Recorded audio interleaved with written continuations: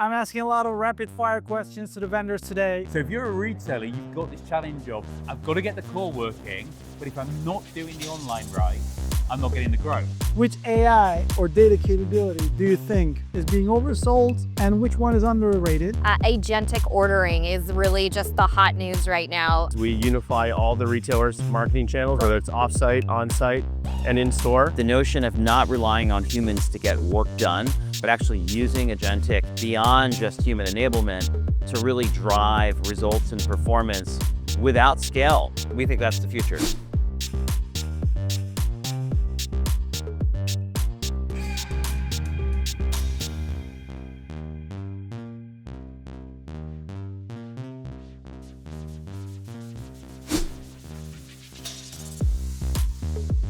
Here we are on the floor of the grocery shop with magnificent Ben Miller, who is behind this great organization. Ben, thank you very much for having us. Oh, I'm so pleased you're here. It's a lovely event. Everybody's excited, so am I. Thank you. But I have a tough question for you because I'm asking a lot of vendors similar questions. Are you ready? Okay, let's do it. Okay.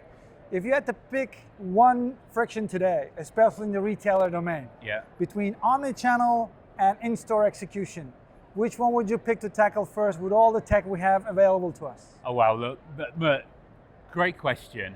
And it's a fascinating dichotomy because grocery, 90% still in store. Correct. Some markets, 85%, but mainly in store.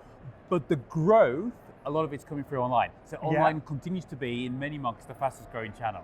So if you're a retailer, you've got this challenge of, I've got to get the core working, but if I'm not doing the online right, I'm not getting the growth. Missing the opportunity. Exactly. However, there is no way that you will do that opportunity profitably and effectively if your in-store operations aren't running well. So if I was to pick one, I'd pick the in-store, invest in smart store technology, understand your availability, use robotics, use AI, use shelf-edge sensors. Get that in-store working really well because that gives you the efficient base to build a profitable online business from. That makes sense. And if I'm a 3P player, up and coming digital native, I'm not the global enterprise brand, I don't have $10 billion sales with 30 brand portfolio, then what would you suggest me to do on my retailer expansion? So right now, if you're CPG, the big challenge, you know this, is volume growth. Exactly. You've got to find routes to volume growth. We believe that the answer to that is a combination of physical availability, so get your product, the classic CPG, point of distribution, the stuff you grew up on as a sales director, physical distribution, but mental availability. Share of voice, capture the mental of the consumer, And that is all digital. So as a CPG, you've got to have a brilliant digital game to be able to do all the demand creation, and then you've got to make sure your physical supply chain. And when I say physical, if you're delivering it through somebody's house or into a store where it's on, don't worry about the point of purchase. You still got to physically get product to people. Products should be available on the shelf. But there are a lot of vendors I see which gives you data advantage, which gives you capture the digital domain with reasonable enough spending without breaking the bank. And that's really important because if you want to do digital demand creation really well, you need the first party data. Correct. So, and a lot of that is about building first party data that you can activate against. And that's the muscle that we see CPGs really needing to build. It's okay guys, you heard from the master, the mastermind behind all this event we have going on. Ben, thank you very much for all the tips. Pleasure. Great insight. Thanks, I'll catch you up later again. Thank you. Thanks for being with us. Hi Grace, thanks for having us here with the grocery shop floor today. We're going to talk about one of the crucial questions I've been asking all my guests today on the floor. If you had to pick one friction in the retail environment today between omnichannel execution and in-store execution, which one would MikMak tackle first and what worked really great in the past? Yes, thank you for having me, first of all, Mert. So MikMak, we're really focused on eliminating friction in the omni-channel consumer journey. Right. So brands can really struggle with needing to control consumers or send them to one specific retailer, like a Walmart, because they have a JBP with Walmart. Where MikMak, what we believe is putting the consumer in the driver's seat and allowing them to tell you as the brand where they want to shop. So MikMak enables a multi-retailer experience. So we're channel and platform agnostic. We can drive all your traffic to a MikMak landing page, surface real-time inventory to ensure that your consumers can tell you where you want to shop, put that product in your basket, and then check out. And then we're going to provide all those wonderful back-end insights. Reporting and the data. Exactly. First-party audiences to allow you to retarget even smarter once these shoppers tell you where they want to go. And some retailers even provide some juicy sales data as well. Like which one? So, like Amazon, like Target, like Walmart, so and many more. So come to the MikMak booth. So check out. I'll come soon, and I have more information on else on Series Z's too. Okay, thank you very much. Thanks, Mert. Hi everyone, we're with Erik Mitchell from Seek here at the grocery shop floor. Erik, thanks for being with us. Yeah. I'm asking a lot of rapid fire questions to the vendors today. Now, if you wanted to choose which AI capability being undervalued or overstated in the current omnichannel ecosystem? I think the one that's being most overvalued is just using AI as a chat bot, Right. right? I think the one that is most undervalued is where we're specializing, which is using AI to analyze multiple data sets occurring in time to do things like plan media, understand assortment, inventory, solve inventory issues, things like that. So I'd say using AI across sources at the same time is probably where it's the most undervalued. Adam, nice to meet you today. Good to meet you too. Day 3 on Grocery Shop. Yes. Are you ready for one of my rapid fire questions? I'm looking forward to it. Adam is the co-founder of Ideal, and right now we're going to talk about how are you using or planning to use retail media to drive more incremental ROI rather than shifting ad spend? It's a great question. So my company Ideal has built a dynamic digital circular platform. It's a different user experience. It moves away from a traditional PDF ecosystem into a dynamic database-driven system. It has animation, recipe, list building, but it also has distribution that targets the customers of the retailer, their competitors' customers, and drives traffic back to the store and measures it. But most importantly to this question, it has a retail media network that runs on it. We actually have a proprietary network that's patented that allows the CPGs to buy media targeting regular customers of the store, drive traffic to that weekly ad where there's rich content, and move it back through. So to answer your question directly, most retailers have been monetizing their weekly ad for decades, right? But they've been monetizing pretty traditional, pretty well known. Exactly, but they've been monetizing in a very generic way that's based on print, right? I'll pay to be in the circular, I'll pay a little bit more to be on the cover. Clearly in our world, there's the potential to have CPGs engage a little bit more, pay more for animation, video, recipe, help to tell their story, right? You launch a new product, is it healthier for me? Is it taste better? Does it make me feel better? Why would I want to buy it? And that story can be told with that rich media. But the other piece of the puzzle that's really important is that in our system, the CPG can target a specific subset of the customer and drive traffic directly to their content, rearranging the order of the items in the circular so that their content's at the top. So what this is doing is it's opening up a new branch of retail media for retailers, right? Typically, the circular has been monetized to some degree to charge for on-platform content in a very limited way, and we expand that and allow retailers to really grow investment within their weekly ad ecosystem, and that's what's helping incremental growth. So it's not shifting dollars from one place to another. It's helping, in fact, if anything, most retailers and wholesalers are seeing a pretty significant decrease in trade spend and shopper marketing dollar. We're helping to level that off, and in many cases grow it a little bit by just creating an ecosystem that's attractive to CPGs. And now you unlock the curiosity side of my mind, because e-commerce followers will know that I sometimes throw a couple of curveballs. I'm happy to take one. Where does Ideal live? What domain does it live? Is it retailer side? Is it agnostic wallet? It lives on the retailer side. So basically our platform is a white labeled weekly ad ecosystem that lives in the weekly ad page of the retailer's website, in the weekly ad section of their app, anywhere that the customer would find the weekly ad, that's where we live. One of the most successful or more prominent retailers already utilizing it. So we're going to roll out here in just a couple of weeks with a couple of large regional players. We're not supposed to announce yet. We work with great retailers like Lunds & Byerly's, Gelson's, Northgate Market, but we're also launching with some large national and regional players very soon. And we work with most of the wholesalers across the US as well to help sell through to their independent community. How was the reaction from the media teams or brand teams on the consumer brand side? We're a source of investment that they just typically don't get, and that helps to open up the doors to new funding. If, as a consumer, if I scan any QR code, can I download it right away, or how should I use it? You find our content just by going to retailer websites. Okay. I can certainly give you some of them and drive through. I'll check it out. Yeah, absolutely. Yeah. Thank you very much, Adam. Great to meet you. Thanks for the time. Thanks for the Absolutely. answers. Okay, we're with Gilbert Hernandez from IBM, who is leading the AI productivity and working for the productivity success of the AI solutions at IBM domain. Here at Grocery Shop Floor on Vegas, day 3. Gilbert, one of my rapid fire questions I've been asking a lot of vendors today. Where do you see agentic AI implementation for omnichannel commerce success across retailers? Yeah. So where we've seen the most amount of success with our clients is connecting all the applications and data sources that they have. There seems to be a lot of convolution and pointed proprietary solutions, and the best way to future-proof any sort of experience is by having a strategy that includes any type of data, any type of applications, and all the while trying to pick the most high-value use cases. So imagine I'm a data engineer working for a consumer brand. Yeah. I'm trying to integrate one of the IBM AI solutions to my new tech stack. What does the onboarding journey look like, or how much data literacy do I need as an end user to be productive on the solution? Yeah, data literacy is obviously a very important thing, and a big part of your data and any sort of downstream application is making sure it's clean. So that's one of the things that we try to consult clients on, is that you got to make sure that the data is in a way to actually get insights from, as everyone here probably knows, crap in and crap out. Of course, but that makes life easier and faster to produce my results. That's super helpful. Thank you very much for the insight. Very nice talking to you.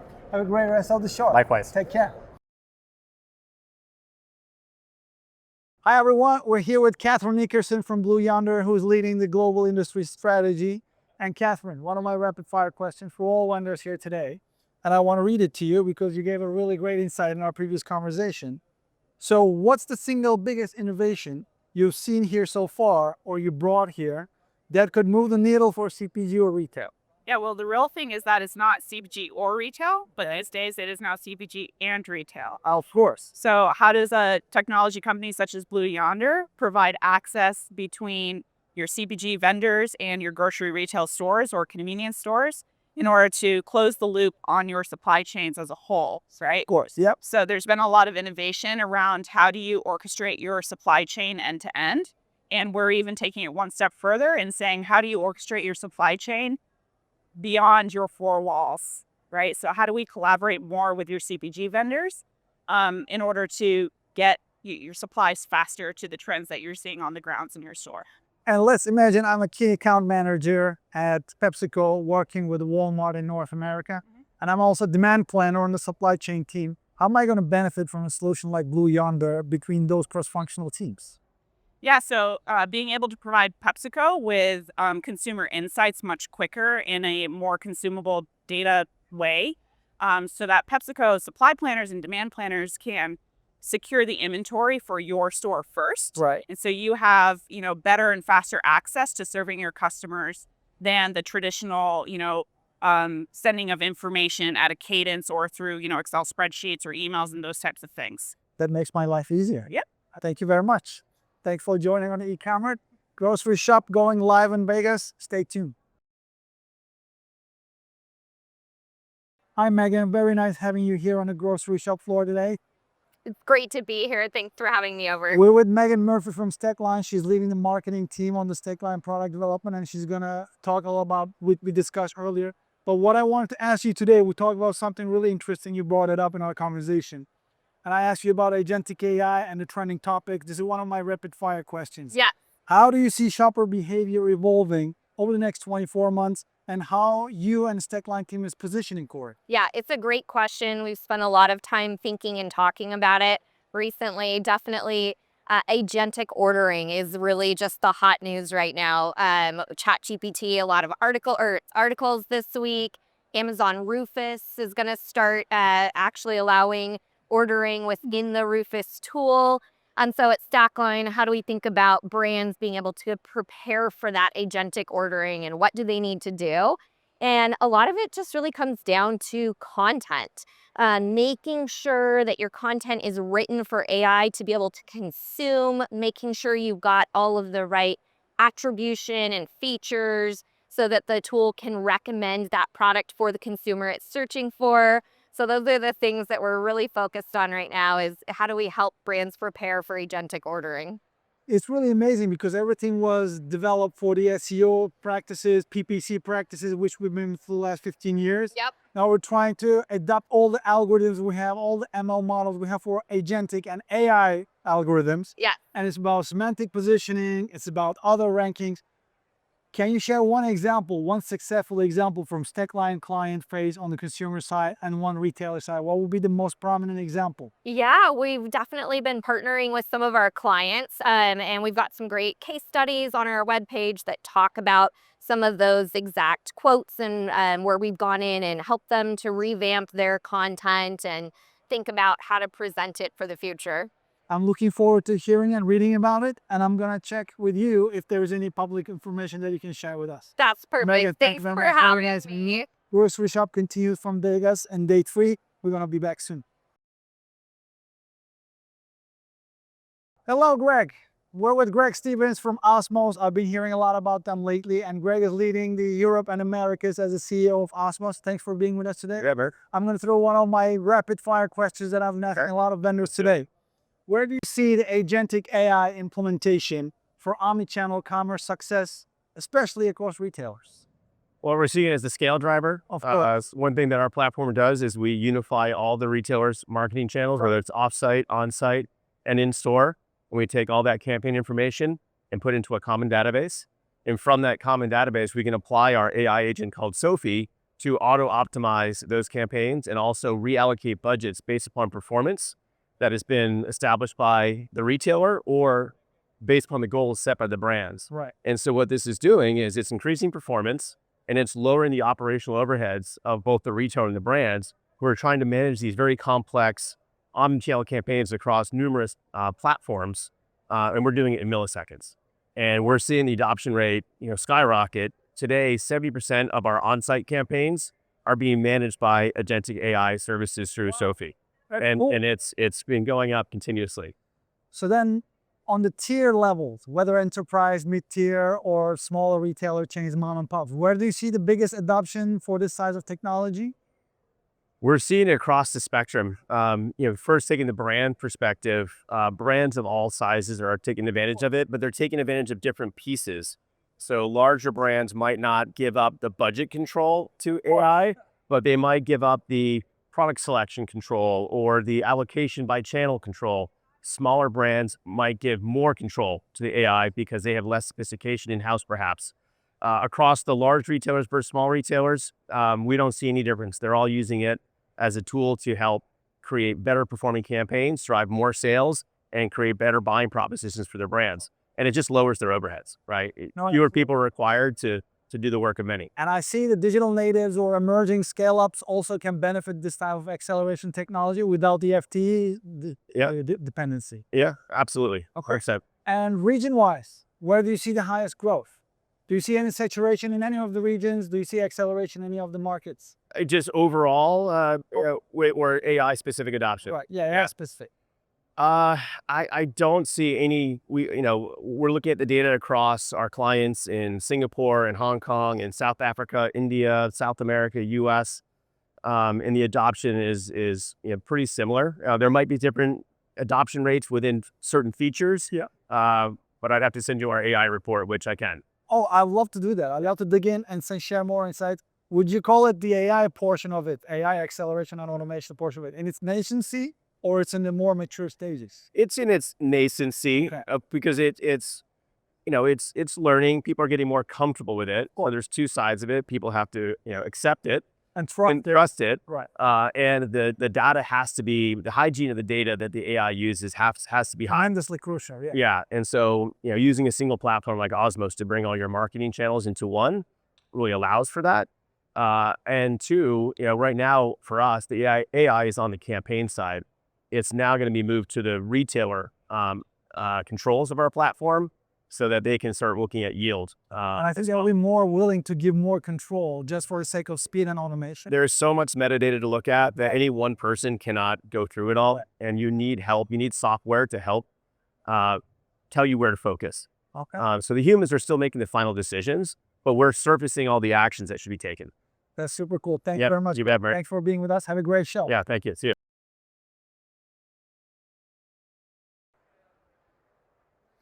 Hi, Jason. Thanks for being with us today. And we're at the Grocery Shop Day 3. Great to be here. So Jason Busch is currently leading the strategy for Gain. And I watched a great presentation from his team yesterday on the green stage. And you were talking about the team members. But I want to talk about one of my rapid fire questions, which I've been hearing a lot in the last 3 days. Which AI or data capability do you think is being oversold, and which one is underrated? And is agentic AI is one of them? It's a really good question. Depending on the studies you look at, I've seen some coming out of MIT, you see 95% of AI implementations, quote, failing or not delivering the value that they're intended to deliver today. And I think a lot of the issues come down to how agents are being sold. So a lot of my friends who've been successful in software sales in the past 25 years are now all in on agents, typically for big software companies. And it sounds great on principle, extend the capability of a traditional packaged SaaS app. But in reality, packaged SaaS is designed for humans to be more productive. And so I think what's being undersold today is the notion of moving from agent extensions, which really aren't delivering the value, and some are taking forever to deliver. I think part of the issue is they're being oversold. But I think what is being undersold are actual capabilities to provide essentially digital arms and legs to companies to get more work done without necessarily having humans in the loop for everything. And we see tremendous demand for this coming down the pike. I think there's huge technical challenges to solve for in building out capabilities here. But the notion of not relying on humans to get work done, but actually using agentic beyond just human enablement to really drive results and performance without scale. You know, the notion of, and I was talking to somebody at the show here, 2-person company growing massively in tons of big box stores in Walmart. Her vision for operations is not to hire people. She wants to hire agents to do the work for her. And we think that's the future. And which enterprise, let me ask you differently, which level of companies are benefiting the most and from a solution like Gain? Is it enterprise with the large teams, or is it digital natives with smaller teams, mid-tier companies? Is it affordable for smaller companies, for instance? Where do you see the biggest interest coming from? Yeah, I think it's going to shift dramatically. I mean, we are on the forefront of the deep tech build out of this stuff. And to make the economics work at first, you know, we've got to go from mid-tier and enterprise. We did our first negotiation with an AI employee 2 days ago with a live supplier. We've been building for a year. So we're currently working with 3 mid-tier companies and 1 really large enterprise retailer. But I see very quickly in the next 12 months something that could roll down to the SME market for sure.